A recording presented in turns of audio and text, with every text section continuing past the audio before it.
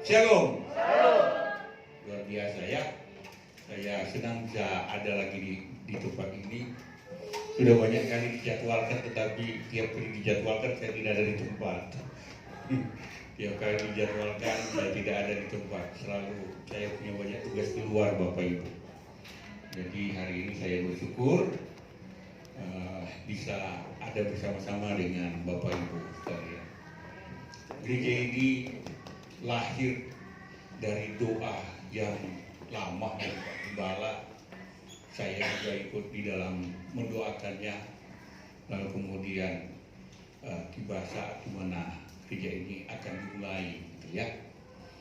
Dan latar belakang sebenarnya agar supaya kita membentuk jemaat yang berhati misi. Makanya kemudian diawali dengan misi. Lalu misi apa ya? Jadi awalnya itu bicara tentang misi. Jadi kemudian misi apa ya?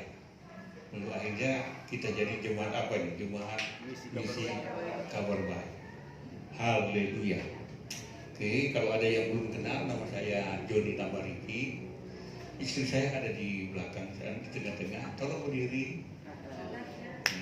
Nah, di sampingnya adalah anak saya yang ganteng. Tolong berdiri. Ya, senang bisa bawa istri dan anak di tempat ini. Ada satu anak tapi dia lagi pergi tempat pelayanan yang lain. Ya, hari ini kita mau bicara tentang misi kabar baik. Dan kalau kita mau bicara tentang misi kabar baik, mungkin ini Pak Pendeta berseri. Kalau 2 bulan depan saya diberikan kesempatan ada kelanjutannya. Oh siap. Ya, ya, ada kelanjutannya. Dan hari ini saya mau mulai dengan mindset, ya, mindset misi kabar baik itu yang bagaimana? Karena kalau bicara tentang mindset, segala sesuatu yang kita lakukan berawalnya dari mindset kita. Kalau mindset kita atau pemahaman kita sudah tidak benar atau tidak sesuai, maka lari-larinya melenceng ke sana dan kemari. Nah, itulah sebabnya dalam waktu yang tidak begitu lama saya berupaya untuk membuat atau mengajak kita untuk melihat mindset dari misi kabar baik itu. Saya mengajak kita membuka 2 Korintus pasalnya yang kedua. 2 Korintus pasal 2 ayatnya yang ke-12 sampai pasal 3 ayatnya yang ketiga. 2 Korintus pasal 2 ayat 12 sampai pasal 3 ayatnya yang ketiga. Oke, kita baca silih berganti ya, jemaat ya. 2 Korintus pasal 2 ayat 12 sampai pasal 3 ayat 3. Yang genap-genap saya yang akan membacakannya. Yang ganjil jemaat yang membacakannya. Kecemasan dan kelegaan Paulus di Troas dan di Makedonia. Ketika aku tiba di Troas untuk memberitakan Injil Kristus, aku dapati bahwa Tuhan telah membuka jalan untuk pekerjaan di sana.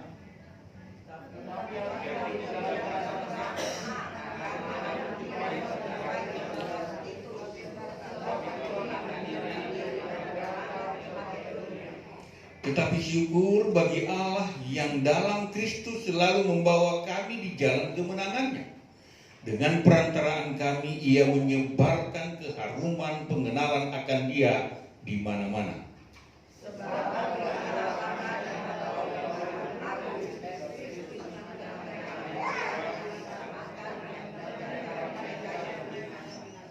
Bagi yang terakhir kami adalah bau kematian yang mematikan. Dan bagi yang pertama, bau kehidupan yang menghidupkan. Tetapi siapakah yang sanggup menunaikan tugas yang demikian? Kami tidak sama dengan orang lain yang mencari keuntungan dari firman Allah. Sebaliknya, dalam Kristus kami berbicara sebagaimana mestinya, dengan maksud-maksud murni atas perintah Allah dan di hadapannya. Lanjut jemaat bacakan pasal 3 ayat 1.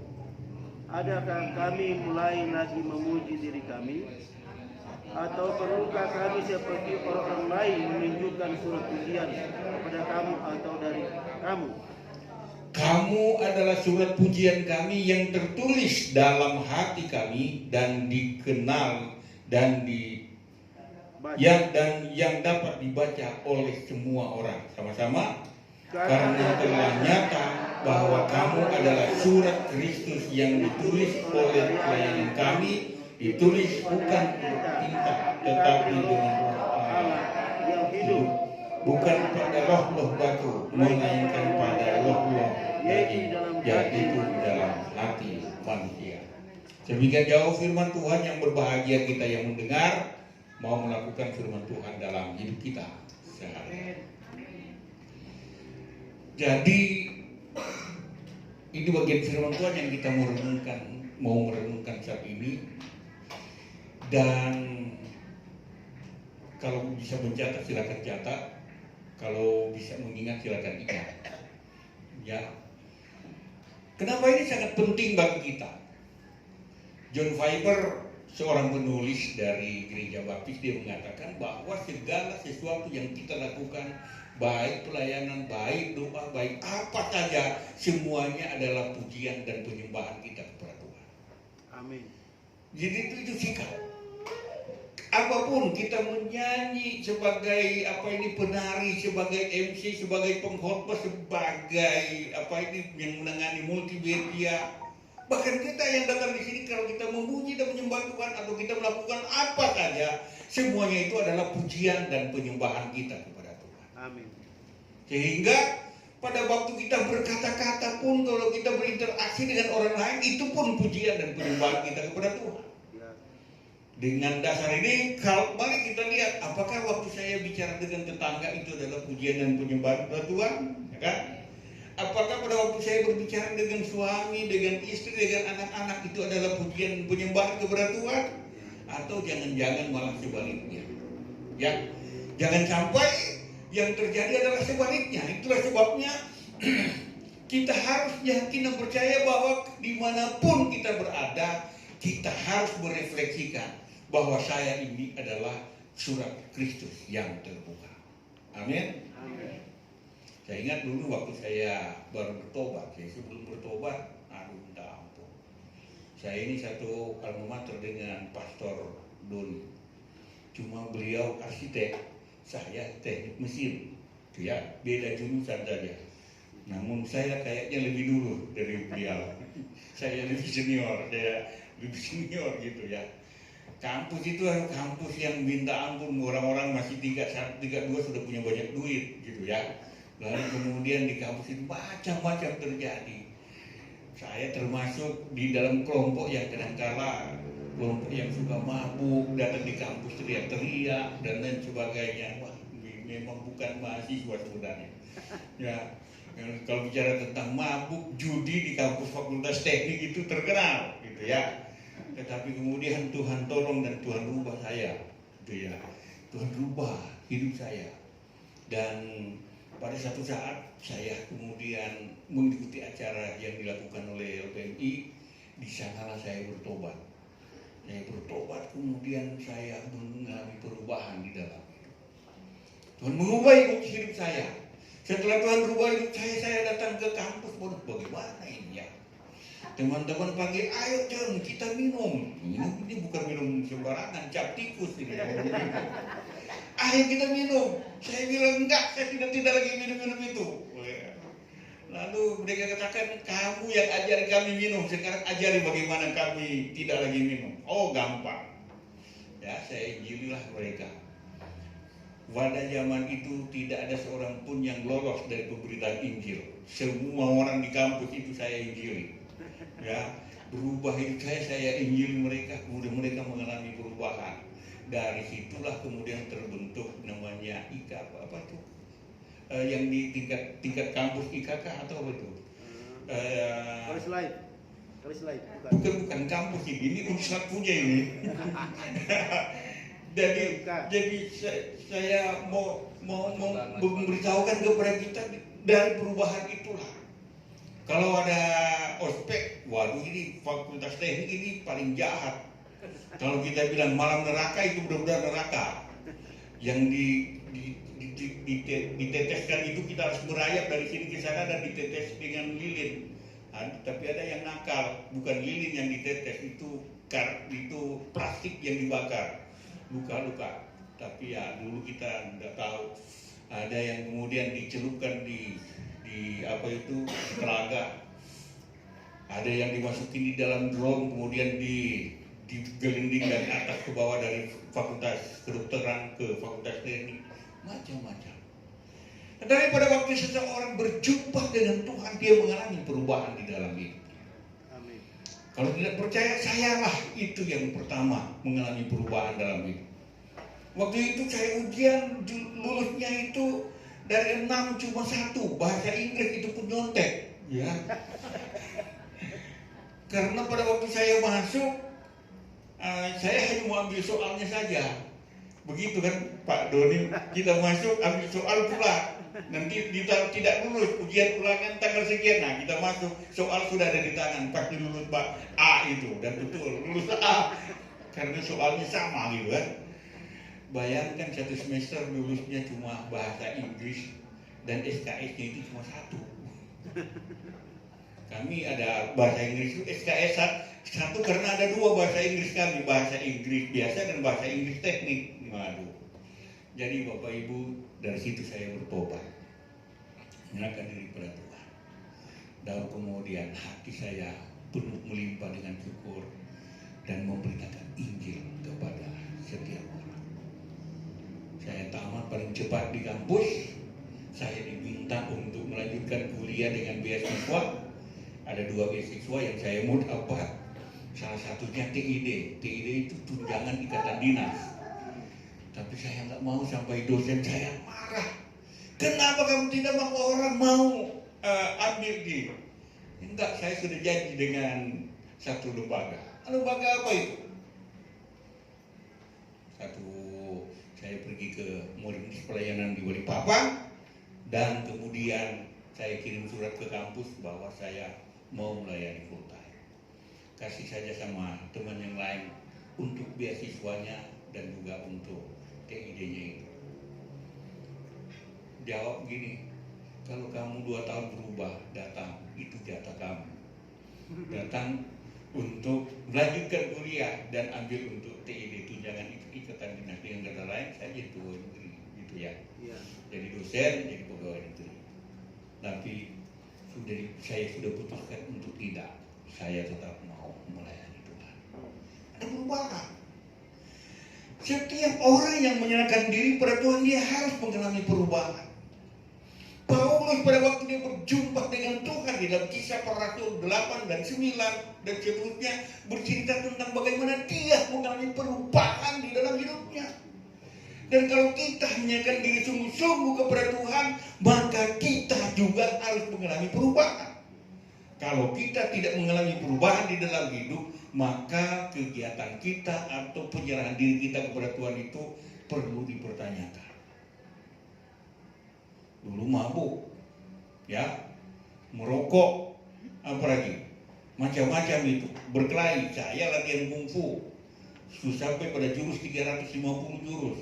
Satu jurus itu minimal 12 sampai dengan 20 langkah, 20 gerak kali saja itu berapa. Saya berhenti karena saya harus pergi ke tanah Cina, mengambil yang namanya ilmu batin asli, yang kalau lihat titik pindahkan dengan mata tuh titik bisa. Itu saya berhentinya di situ, dan pada waktu itu saya bertobat datang pada Tuhan. Tapi saya mesti mau coba-coba.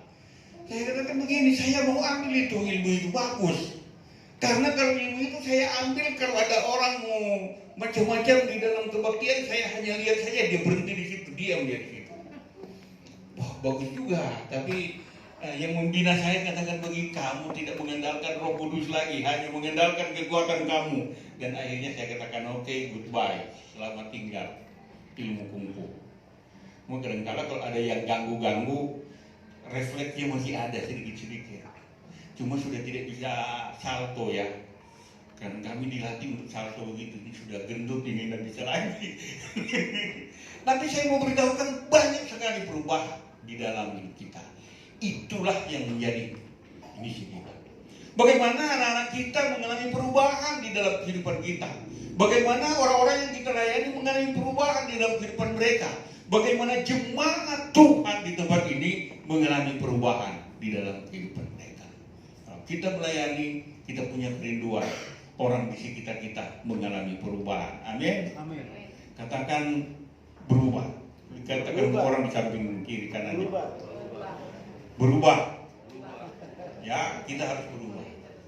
Kalau tadi malas memberitakan Injil, berubah jadi rajin memberitakan Injil. Amin. Kalau tadi malas ajak orang-orang datang dalam kebaktian, jadi berubah mengajak orang-orang datang kebaktian di tempat ini. Amin. Itu perubahan. Jangan cara perubahan itu yang besar-besar, yang simpel, yang sederhana, yang dapat kita lakukan. Tetapi kita mau berubah, itu hal yang luar biasa. Sekarang, mari kita bicara tentang mindset. Pertama, setiap kita harus berubah. Yang kedua, kita bicara tentang mindset dan misi kabar baik pada ayatnya yang ke-12. Mari kita baca sama-sama ayat 12. 2, 3. Ketika aku di Troas untuk memberitakan Injil Kristus, aku dapat bahwa Tuhan telah memberkati. Ketika aku tiba di Troas untuk memberitakan Injil, Paulus di mana saja dia berada, dia fokus pada tugas dan panggilannya, yaitu apa? Memberitakan Injil kabar baik. Ya. Apa itu Injil kabar baik? Yaitu misi apa tadi? Misi kabar baik. Misi kabar baik itu. Di mana saja dia berada, dia memberitakan Injil kabar baik. Pada waktu kami tiba di satu tempat, dia kan biasa jalan-jalan di tempat rekreasi. Ini banyak penduduk di sini, sudah ada gereja belum? Saya kalau begitu berpikir, ketemu dengan orang lalu pikiran saya, dia sudah pernah dengar Injil atau belum? Ya, kalau kita sudah ketemu dengan orang, sudah mulai dekat-dekat, sudah mulai ngomong, kita sudah mulai ngomong, sering ke tempat ini Pak? Oh, jarang. Oh, memangnya Bapak tinggal di mana? Oh, di sini. Dan seterusnya, itu kan dilatih cara pendekatan gitu, toh? Kalau istri saya itu paling jago. Ya, kemudian setelah pendekatan, kalau sudah cerita sekitar 10 menit, jangan khawatir, lebih dari 10 menit itu pasti Injil sudah disampaikan. Pak Gembala pasti begitu. Iya. Waktu kami ada di Madiun, Pak Gembala tanya, Pak John masih memberitakan Injil? Masih Pak, itu tidak boleh tidak. Kita harus memberitakan Injil. Dengan kata lain, seorang yang terlibat di dalam misi kabar baik, mindset yang pertama, dimanapun dia berada, Injil harus diberitakan. Amin. Amin. Itu pertama. Dimanapun kita berada, di keluarga, di pasar, di tempat kita bekerja, di mana saja kita berada, kita harus memikirkan bagaimana caranya Injil diberitakan di tempat di mana saya berada. Amin. Itu yang pertama. Sehingga pada waktu kita berinteraksi dengan siapapun, dengan orang lain, maka otak kita selalu berdoa, bagaimana Tuhan, saya mau beritakan Injil kepada orang ini. Tapi bukan berarti saya katakan, ayo kita semua pergi beritakan Injil, lalu tidak pernah dilatih. Sudah ada diskusi dengan Pak Gembala, nanti satu saat kita akan berlatih. Makanya saya bilang, khotbah ini adalah khotbah berseri, nanti saja. Kalau saya dapat 2 bulan depan, itu akan terkait dengan khotbah pertama ini. Ya, atau kapan gitu. Saya ingin memberitahukan, ini majid yang pertama. Kita harus memberitakan Injil, kabar baik. Dimanapun kita. Kalau enggak, ngapain kita kasih nama misi kabar baik? Ya. Kalau ternyata kita tidak melakukan hal itu. Nah, tapi jangan khawatir, ada pelatihannya. Ada pelatihan. Bagaimana berbicara, bagaimana membuka percakapan awal, bagaimana kemudian bicara tentang Injil itu, bagaimana caranya. Jangan seperti orang yang mau potong rambut karena dia ingin memberitakan Injil, datang pelanggannya yang pertama. Dia pikir-pikir, aduh saya mau beritakan Injil. Sudah sampai selesai, tidak juga beritakan Injil. Dia bilang, pelanggan yang kedua ini saya mau ceritakan tentang Injil. Dan yang kedua sudah mau selesai, kapan saya bicarakan Injil? Ini pada waktu dia mulai pegang silet, ini yang di samping-samping ini kan dia mau cukur pakai silet supaya lebih rapi. Yang dulu itu pisau cukur itu diasak-asak begitu kan. Iya. Jadi sementara dia pikir ini kesempatan untuk ditekan Injil kabar baik. Lalu dia sambil ngasah pisau cukur itu dia katakan, Pak, kalau Bapak mati kira-kira mau kemana? Lagi tajamin pisau cukur lalu tanya, Pak, kalau Bapak mati mau kemana? Larilah. Bukan cuma Injil disampaikan, pelanggannya mungkin nggak akan datang lagi. Maksudnya bagus, caranya salah. Ya, itu sebabnya perlu pelatihan. Nanti kita buat program tentang hal itu. Kita harus beritakan Injil dimanapun kita berada. Amin. Amin. Katakan kepada kawan samping kiri, kita harus beritakan Injil. Kita beritakan Injil. Ya, kita harus beritakan Injil. Itu mindset pertama. Dimanapun saya berada, saya harus memberitakan Injil. Yes. Di dalam pemberitaan Injil, mindset yang kedua, ayatnya yang ke-12, apa itu? Mana? Aku dapati bahwa Tuhan telah membuka jalan untuk pekerjaan di sana. Mindset yang kedua bahwa di dalam pemberitaan Injil Tuhan sudah membuka jalan. Amin. Amin. Biasanya kan kalau kita mau cerita tentang Injil, apa yang ada dalam kita? Aduh, kira-kira dia sudah siap belum? Aduh, kira-kira bagaimana? Tapi kalau kita sudah yakin bahwa Tuhan sudah buka jalan apapun situasinya, kita masuk.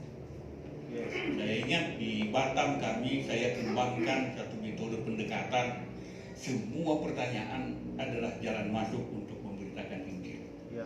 Jadi orang seberang itu kalau dia bertanya apa saja, Injil harus masuk begitu. Ini kesempatan bagi saya untuk beritakan Injil. Karena dulu di Batam, nggak tahu sekarang ya, hampir tiap hari Jumat dengar ada jadi mualaf lagi, dengar ada mualaf tiap Jumat. Waduh, bagaimana ini? Kita harus buat strategi menjangkau orang-orang ini. Dan akhirnya saya dapat kesempatan bicara dari kantor ke kantor sebagainya. Saya katakan kita harus beritakan Injil kekuatan Allah yang menyelamatkan. Kemudian setiap mereka bertanya itu beritakan Injil. Karena di kantor itu ternyata mereka sampaikan pertanyaan-pertanyaan yang susah untuk dijawab, lalu mereka tawarkan, ya itu kan susah kan kekristenan, ayolah datang ke sini. Masa Allah yang tiga dan lain sebagainya, ada banyak pertanyaan-pertanyaan susah. Kita juga ini orang-orang yang kalau nggak ditanya kita nggak belajar, ya kan? Kalau tidak ditanya, tolong dong jelaskan tentang Allah Tritunggal, kita tak pernah belajar tentang Allah Tritunggal. Kita ikut saja. Nanti ditanya, oh iya ya apa ya, bagaimana saya menjelaskan tentang Tuhan ya dan sebagainya. Belajar. Ya, kita akan belajar. Makanya saya bilang nanti ke depan kita akan belajar banyak di tempat ini. Tapi saya mau beritahukan kepada kita dalam tugas pemberitaan Injil, Tuhan sudah buka jalan. Amin. Pada satu saat saya dengan istri pergi di satu tempat rekreasi, ketemu dengan satu anak remaja. Bilang, Dek, kamu pernah nonton film ini? Apa ini? Ini film tentang Isa Al-Masih. Oh belum, mau nggak? Oh boleh Om kasih ya, pinjam. Nanti bulan depan Om balik di sini kamu kembalikan ya. Tapi kalau kamu bisa putar kepada 5 orang, itu jadi milik kamu. VCD-nya, CD-nya. Dan ternyata saya datang ketemu dengan dia dan dia katakan, Om, saya sudah putar kepada tetangga-tetangga saya. Wah, kalau begitu itu untuk kamu saja. Lalu bagaimana? Bagaimana kamu mengerti tentang Isa Al-Masih? Sudah tahu, Om. Wah, saudara-saudara, hanya dengan VCD keping satu saja di tempat yang sulit untuk dijangkau, kemudian orang itu mendengar Injil Tuhan. Saya pada satu saat mengadakan latihan dan kemudian latihan mereka itu kami bawa di Ancol. Di Ancol kemudian pada waktu kita datang di Ancol kita beritakan Injil. Ada sekitar 15 anak yang bertobat.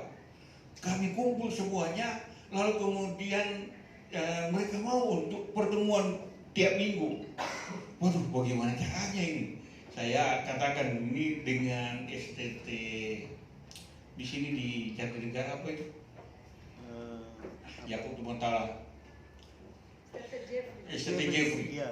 Nah, kemudian saya katakan saya nggak punya banyak waktu, kalian yang follow up ya, ganti-gantian. Jadi setiap minggu mereka ke sana, satu minggu depan satu lagi. Dan saya katakan itulah terbentuknya jemaat, satu jemaat di Ancol pada waktu. Tuhan sudah buka jalan Bapak Ibu. Amin. Di mana saja, jangan kita takut. Kalau kita lihat YouTube begitu banyak kesaksian-kesaksian dari orang seberang, kita takut-takut, mereka tidak pernah takut. Ceritakan tentang Isa Al-Masih.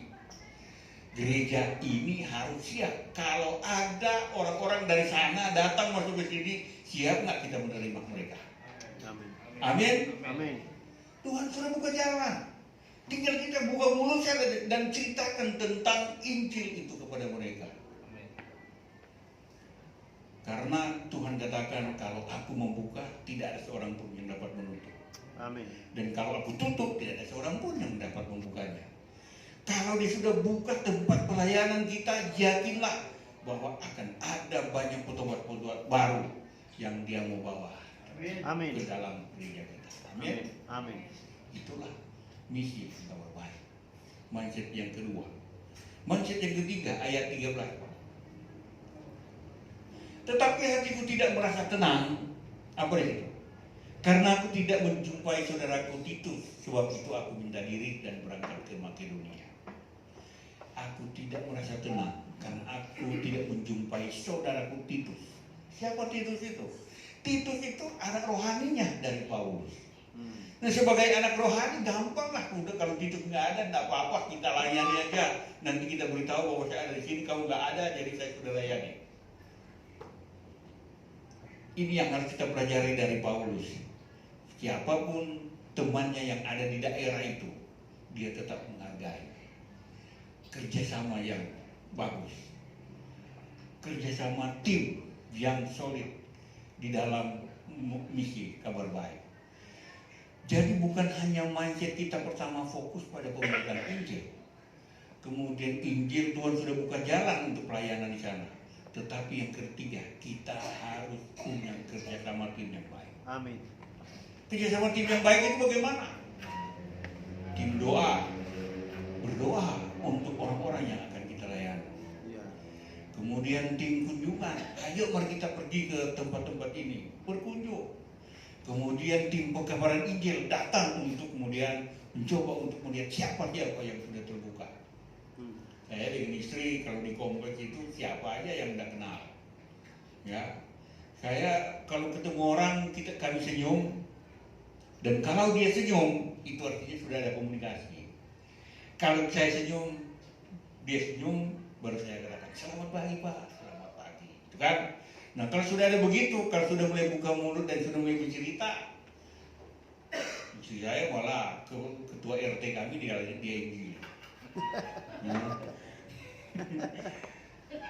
Pernah saya bikin pohon Natal dari sedotan.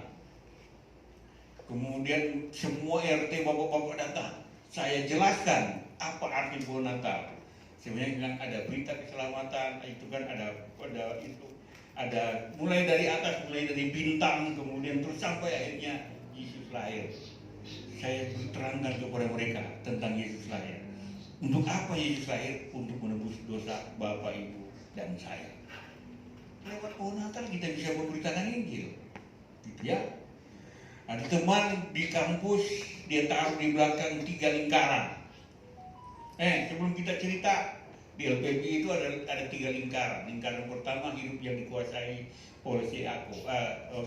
Lingkaran kedua hidup yang dikuasai oleh Kristus. Lingkaran ketiga hidup yang dikuasai oleh si aku karena Kristus sudah turun tahta. Dia sudah terima Kristus tetapi hidupnya masih duniawi. Dia tanya dulu. Dia bertanya, oke, mengerti ini lingkaran ini? Dah, dia terangkan. Tapi Prof ini sudah dipanggil Tuhan, cepat sekali dia dipanggil Tuhan. Banyak cara. Kenapa dikatakan bahwa perlu rekan sekerja, perlu ada pendoa syafaat yang kuat. perlu ada tim kunjungan yang kuat, perlu ada pelayanan diakonia yang kuat, dan pada akhirnya kita melihat ada banyak orang yang sudah disiapkan Tuhan akan datang berbondong-bondong ke tempat ini. Amin. Amin. Kerjasama tim. Kita tidak boleh pergi sendiri-sendiri, harus ada tim. Nanti kalau dilatih pun kalau Bapak Ibu pergi pelayanan jangan sendiri-sendiri, harus berdua-dua. Bukan dua-duaan ya, berdua-dua. Pria dengan pria, wanita dengan wanita pergi beritakan Injil, kecuali suami istri. Ya, itu lain lagi ceritanya. Ya, butuh rekan, butuh tim di dalam pelayanan itu. Kemudian ayatnya yang ke-14. Apa tuh ayat yang ke-14? Tetapi syukur bagi Allah di dalam Kristus, apa dikatakan? Selalu membawa kami di jalan kemenangannya. Ya. Apa itu? Dalam pelayanan itu pasti ada masalah. Amin. Dalam pelayanan ada masalah, tetapi Tuhan katakan di dalam Kristus Dia selalu membawa kita di jalan kemenangannya. Amin. Apapun persoalan kita di dalam pemberitaan Injil, persoalan kita di dalam keluarga, persoalan kita di tempat kita bekerja, persoalan kita di tempat di mana kita tinggal, kalau ada persoalan kita yakin bahwa Tuhan selalu membawa kita di jalan kemenangannya. Apa persoalan? Nah, ada orang yang tidak punya masalah. Suami istri punya masalah, antara orang tua dan anak punya masalah, kita dengan tetangga punya masalah, di tempat kita, di kantor punya masalah, di gereja, jangan pikir ini gereja kita cerita tentang Tuhan, suci-suci, ada masalah juga di sini. Tapi kita harus punya mindset bahwa Tuhan selalu membawa kita di jalan kemenangan. Amin. Tidak ada masalah yang tidak bisa diselesaikan. Amin. Amin. Ada persoalan di dalam kehidupan kita, pasti ada jalan keluarnya, tidak ada masalah yang tidak bisa diselesaikan. Nah, itulah sebabnya Bapak Ibu Saudara sekalian, mari kita datang kepada Tuhan. Kalau kita ada persoalan, datanglah kepada Tuhan. Tuhan akan memberikan kita, menuntun kita jalan kemenangan, menuntun kita di dalam menyelesaikan persoalan-persoalan kehidupan pribadi kita.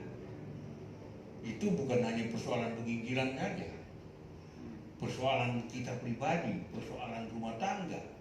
Bagaimana kita memberitakan Injil kalau kita sendiri punya persoalan pribadi, persoalan dosa yang kadang-kadang kita simpan.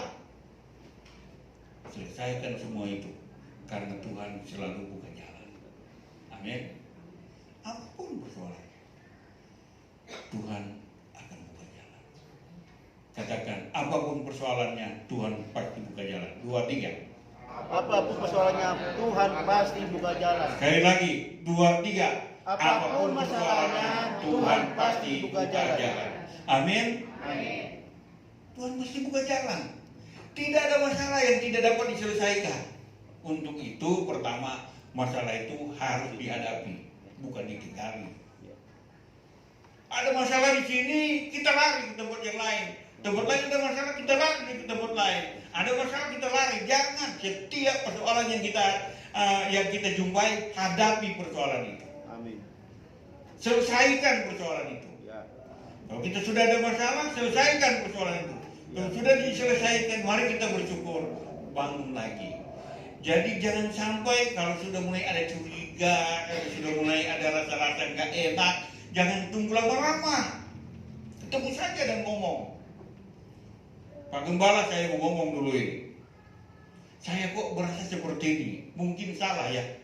Oh, karena kadang-kadang kita punya perasaan ini juga salah gitu ya. Kita lewat Pak Gembala cuek. Kemudian lewat kedua juga dia sepertinya tidak acuh dengan kita. Ada masalah apa ini? Ketiga, dia tidak lihat lagi kita. Betul, kayaknya ada masalah dengan saya sebagainya. Padahal tidak, Pak Gembalanya lagi sibuk dengan yang lain. Tidak ada masalah seperti itu. Kita yang bangun persoalan di dalam pikiran kita, lalu kemudian kita menciptakan persoalan, lalu akhirnya kita dengan kita aja yang ciptakan itu, dan pada akhirnya kita karena itu kita sudah pikir terus, kita pikir itu benar-benar persoalan, padahal ilusi saja. Betapa Tuhan Yesus, betapa iblis memakai pikiran kita untuk merusak persekutuan satu dengan yang lain. Besok-besok kita bicara tentang pengurusan pikiran. Pikiran ini harus disucikan, dikuduskan oleh Tuhan.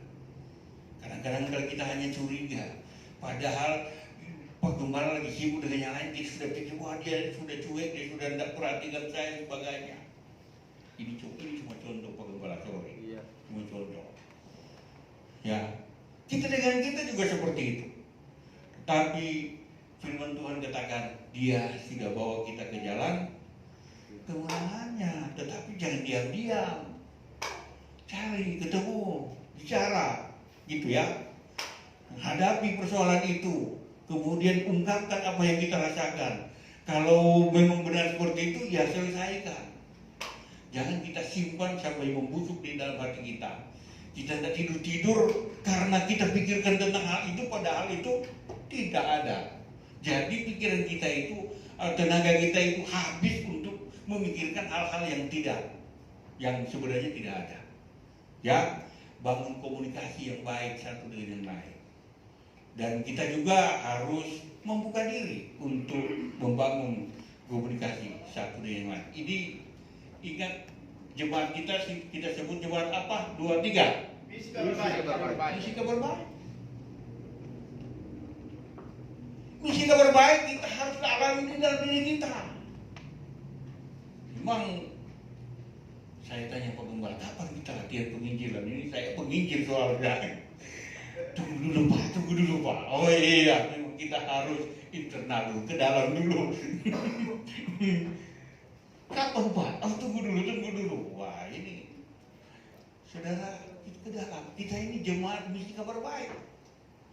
Ya, ayat berikutnya 15 dan 16. Ayat 15 dan 16 itu bicara tentang esensi pemberitaan Injil. Ya. Esensi pemberitaan Injil artinya begini, kalau kita sampaikan Injil itu dengan baik, dia akan menerima Kristus dan dia diselamatkan. Ayat 16, kalau dia tidak terima, maka dia akan mengalami kematian kekal. Kenapa kita begitu semangat pergi kemana-mana beritakan Injil kabar baik? Karena ini, biar juga dia istri kita atau suami kita atau anak kita, kalau dia tidak berjumpa dengan Tuhan, mati, bukan masuk surga dia. Keselamatan itu tidak dititip-titip karena bapak saya pendeta lalu saya pasti diselamatkan, belum tentu. Karena opung saya pertua jadi saya pasti diselamatkan, belum tentu. Itulah sebabnya pada waktu kita bicara tentang Injil, ingat keponakan kita atau ingat anak kita atau ingat siapa. Saya selalu ketemu dengan orang tesnya, oh jadi kalau begitu sudah lama jadi Kristen dong. Sudah. Yakin nggak Kristus ada di dalam hati? Maksudnya bagaimana? Kalau dia sudah bilang maksudnya bagaimana, ini belum. Kita masuk, sudah cerita pelan-pelan. Baru kemudian kita tantang dia untuk buka hati, terima Yesus di dalam hati. Minggu lalu saya mau datang ke baktian sini, tapi di gereja Gemi minta saya pergi pelayanan di Tunjara. Bicara tentang Injil, dibenarkan karena iman. Lalu saya ajak mereka untuk bagaimana, yakin nggak kalau Tuhan Yesus panggil diselamatkan? Banyak yang ragu-ragu. Wah, kesempatan untuk cerita tentang Injil, kemudian tantang mereka untuk terima Tuhan Yesus. Ini gereja Gemim ini. Sudah tahu gereja Gemim itu gimana? Kita tidak mau peduli, kita sampaikan saja Injil, tantang mereka untuk berdoa menerima Kristus di dalam hati mereka. Bapak Ibu, kenapa? Karena Injil ini adalah bau kehidupan yang menghidupkan atau bau kematian yang mematikan. Kalau kita beritakan Injil, dia sambut dengan baik, dia diselamatkan. Kalau dia tolak, ya dia mengalami kematian kekal. Kalau kita sudah sampaikan, itu sudah bukan urusan kita lagi, sudah urusan orang itu dengan Tuhan. Amin. Amin. Kita sudah menyampaikannya. Lalu mindset yang berikut ayatnya yang ke-17. Apa itu bicara? Bicara tentang motivasi. Maksud murni. Ada? Ya kan? Sebagaimana mestinya dengan maksud murni atas perintah Allah dan di hadapannya. Kalau kita mau melayani, kita harus bangun di atas hati yang murni. Murni apa? Untuk memberitakan Injil. Terus sebabnya Bapak Ibu, kita harus memberitakan Injil dengan maksud-maksud yang murni. Amin. Amin. Bukan nanti karena nanti mau kasih duit atau nanti mau kasih apa gitu. Ada juga yang dikasih, tidak apa-apa, tetapi jangan bangun karena kita mau dengan maksud-maksud yang itu. Tapi kita punya keyakinan bahwa Tuhan pasti akan menolong kita, Tuhan akan membuka jalan bagi kita, dan Dia tahu apa yang menjadi kebutuhan kita. Ada seorang ibu, sudah ibu janda, tidak ada kerjaan, tapi kemudian dia pelayanan aja. Ada saja berkat-berkat yang dia dapat diberikan, tetapi dia tidak berpikir tentang hal itu. Tugasku ialah beritakan Injil, dan tidak juga bergabung dengan satu gereja, tidak juga bergabung dengan satu lembaga, hanya pelayanan pribadi saja. Tapi kemudian ada banyak orang yang bertobat dan juga kehidupannya disertai dan diberkati Tuhan. Amin. Ini motivasi kita di dalam pelayanan. Ya, motivasi kita di dalam pelayanan. Dan terakhir pasal 3 ayat 1 sampai dengan 3 bicara kita adalah surat Kristus yang terbuka. Amin. Ini kita akan bahas pertemuan berikut. Kita adalah surat Kristus yang terbuka. Bagaimana menjadi surat Kristus yang terbuka? Tapi kita melihat, saya ingin mengajak kita melihat bahwa pertama fokus kita adalah pemberitaan Injil. Kemudian kita tahu bahwa Tuhan sudah buka jalan pelayanan kita.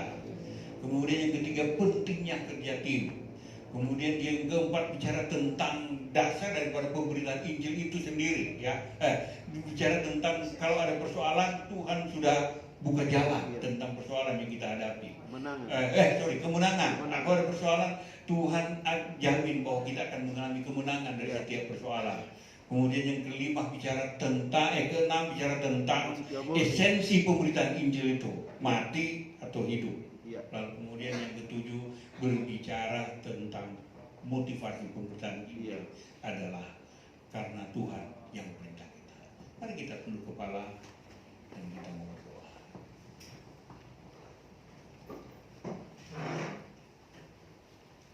Saya mengajak kita untuk berdoa secara pribadi.